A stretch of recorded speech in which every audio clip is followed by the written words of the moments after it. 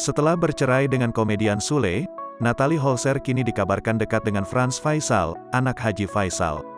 Padahal, Frans Faisal sempat menjalin asmara dengan Marisha Icha.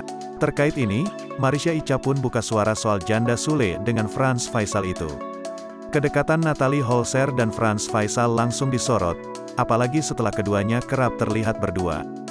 Baik Natalie Holzer dan Frans Faisal sudah tak sungkan untuk bagikan momen berdua bersama.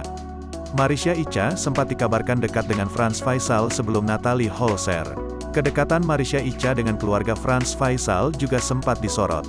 Kini Marisha Icha buka suara kabar kedekatan Frans Faisal dengan Ibu Atzam. Marisha Icha tak masalah bila Frans Faisal dan Natalie Holzer memiliki perasaan yang sama. Di sisi lain, Marisha Icha memberi restu untuk hubungan Frans Faisal dan Natalie Holzer. Menurut ibu satu anak ini, Frans terlihat cocok dengan Natalie.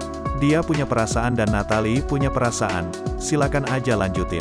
Kalian cocok kok, lagi pula ya siapa aku juga gitu. Aku juga nggak pernah mau memaksakan Frans. Aku juga kayaknya ke jenjang yang lebih serius masih panjang.